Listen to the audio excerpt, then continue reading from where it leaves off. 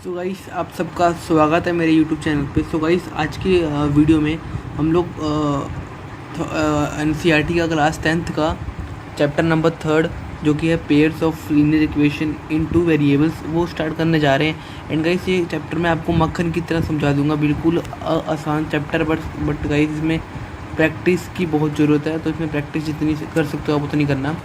तो बहुत ही आसान चैप्टर, तो मैं आपको पूरा कॉन्सेप्ट सिखा देता हूँ और पूरी आप उसके बाद आप 3.1 3.2 अपने आप से कर सकते हैं। तो स्टार्ट करते हैं। तो गाइस देखो, तो गाइस इस चैप्टर का नाम है pairs of linear equation in two variable. तो आपने अब तक linear equation in two variable तो पढ़ा ही था 9th क्लास में। 2x + 5y = 3। सपोज ये एक linear equation in two variable है। अब इसमें क्या बोला है कि इसमें बोला है पेयर्स है। जैसे कि आप दुकान पे जाते हो शूज़ लेने के लिए, तो यहाँ पे मिलते हैं ना पेयर्स ऑफ शू। जैसे एक शूज़ है ये, तो अकेला शूज़ तो मिलता नहीं आपको, एक और शूज़ मिलता है ना, पेयर्स मिलते हैं ना शूज़ के, तभी दोनों पैरों में पहनते हैं। बोलते हैं ना pairs of shoes, pairs of like sandals, और पेयर्स में मिलते हैं। तो इसमें भी पेयर्स है। अब जो कैसे समझो 4x + 3y = 9। अभी इक्वेशन 1, ये इक्वेशन नंबर 2। आपको पेयर्स मिलेंगे यहाँ पे, दो पेयर्स, खाली एक पेयर नहीं है कि 2x + 5y का, इसमें दो चलेंगे आपके। तो ऐसे होगा, पेयर्स मिलेंगे आपको इसमें। तो इसमें आपको पेयर्स को सॉल्व करना है। अब देखो, अब आप बोलोगे सर कि ये 2x ये भी सेम है, ये भी सेम है, ये भी y है, ये भी y है, तो आपको इसको डिफ्रेंशिएट कैसे करोगे? देखो, इसमें नाम होता है कि 1 होता है, ये 2 होता है, ये 1 होता है, ये 2 होता है ना। तो ऐसा होता है कि 1 2 होगा कि a1, सपोज कर उसको a1 लेट करा, ये होगा b1 = a2/b2। तो ऐसे 1 1 2 होता है। अगर यहाँ पे मैं लिख सकता कि 2x + 5y, अगर मैं दोनों नंबर भी सेम रखता तो गाइस यहाँ पे डिफ्रेंशिएट करना मुश्किल होता ना, कौन सा ये कौन सा ये, और बस कांस्टेंट अलग होता। अगर मैं यहाँ लिखता कि 2x ये भी 5y ये भी, मैं लिखता कि 2x ये भी + 5y ये भी, तो मुश्किल होता ना डिफ्रेंशिएट करना। इसलिए ऐसा होता है कि a1 को बोलते हैं x1 x2 y1 y2, इसको ऐसे फॉर्म में लिख सकते हैं हम, a1/a2। चलो ये 3.2 में काम आएगा। अभी के लिए इतना सीख लो कि पेयर्स पढ़ना है इसमें। तो ठीक है, तो ये इंट्रोडक्शन हो गया। अब स्टार्ट करते हैं इसका 3.1, जो कि गाइस बहुत ही आसान है। इसका पहला क्वेश्चन करते हैं। चलो मैं एनसीईआरटी खोल लेता हूँ अपनी।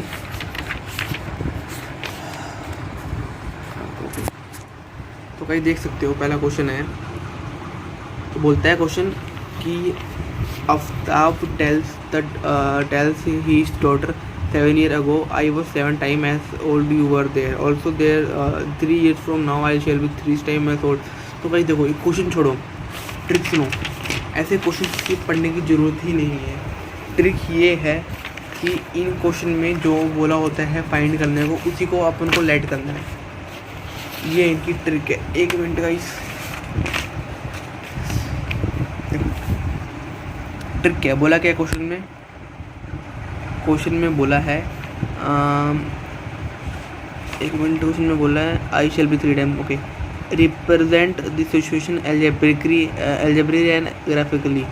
ओके, तो हमें इनकी एजेस बताना छोड़ो। इसमें बोला है कि Aftab tells daughter 7 year ago. तो इसमें देखो, दो बोला है, दो केसेस हैं, एक आफ्ताब है एंड एक इसकी डॉटर है। तो हम क्या करेंगे, उनकी एजेस को एक्स लेट करेंगे। जैसे कि एज ऑफ आफ्ताब लेट करें, ठीक है। Let age of Aftab X and age of daughter, है ना, वाई। तो age of Aftab X and age of daughter Y. अब इसमें बोला है कि 7 ईयर अगो। अब दो केसेस होते हैं इसमें कि पेयर्स हैं, तो दो इक्वेशन बनेंगे, ऑब्वियस सी बात है। एक इक्वेशन जैसे ये, एक इक्वेशन 2। तो एक बोला है कि 7 ईयर्स अगो। 7 ईयर्स अगो मतलब कि 7 साल पहले। अब इसमें लेते हैं हम कि 7 ईयर अगो केस। अब देखो, बोला है कि 7 ईयर अगो केस मतलब कि आफ्ताब 7 साल पहले, 7 माइनस हो जाएगा ना, 7 - x। जो कैसे बोलता है कि 7 year ago I was 7 time. 7 साल पहले मतलब कि 7 साल पहले, मतलब कि 7 साल घटा दो। अगर आपकी एज अभी 10 ईयर्स है, तो 7 साल पहले कितनी होगी? 3 ईयर्स। 10 - 7 ना। तो अगर अभी की एज, इसकी प्रेजेंट की एज x है, तो 7 साल पहले कितनी होगी? x - 7। ऑब्वियसली बात, इक्वेशन है तो इक्वल का साइड डाल दो। समझ में आ रहा है ना? अब बोलता है, हमें आगे क्या बोलता है I was 7 time age old you were there also 3 times year, है ना। अब बोलता है कि अगर देखो हमने 7 साल पहले लिया तो उसकी डॉटर का भी एज तो 7 साल माइनस हो जाएगा, है ना। उसकी डॉटर का सपोज एज वाई है तो 7 साल पहले कितना होगा, वाई माइनस 7। अब देखो बोलते हैं कि I was 7 time age old you were there, मैं तुम्हारा 7 गुना था। उसका डैड बोलता है मैं तुम्हारा 7 गुना था, तो मतलब ये 7 गुना तो है ही। मैं बोलता हूँ मैं तुम्हारा 7 गुना था 7 साल पहले, मतलब अगर मैं 7 साल का हूँ तो मैं 7 साल पहले मतलब x0 मान लो, तो मैं तो उतने साल का हूँ ही ना। इसको हमें इक्वल करना है, इक्वल का इक्वेशन हमें इक्वल करना है। तो अगर 7 साल पहले मैं 7 साल का था, हमें इसको इक्वल करना है, तो ये भी 7 हो जाएगा। अब इसको सॉल्व कर लो, 7 इंटू 7y, 7 7 जा 49, तो x की वैल्यू निकाल लो यहाँ से, बड़ा आसान है। ये प्लस का माइनस का प्लस हो जाएगा। अब देखो x equal to 7y plus minus minus 42, x की इक्वेशन बन गया आपका। अब ऐसे ही आपको करना है कि 3 ईयर, चलो ये मैं आपको होमवर्क देता हूँ गाइस, इसको आपको सॉल्व करना है। क्या बनेगा, चलो मैं ही करा देता हूँ। क्या बनेगा, 3 ईयर लेटर, ये क्वेश्चन बोला है ना, 3 year later I shall be 3 times, okay. Sir 3 year, देखो अब गाइस 3 साल पहले, अगर मैं अभी समझो मेरी प्रेजेंट एज 10 ईयर है, 3 साल कितना होगा, 10 + 3 तो होगा इसका x + 3 हो जाएगा, इस इक्वल टू साइन दोबारा आएगा। अब 3 साल बाद अगर इसकी अब आपकी एज बढ़ी तो उसकी भी एज बढ़ेगी ना, तो y + 3 आ जाएगा।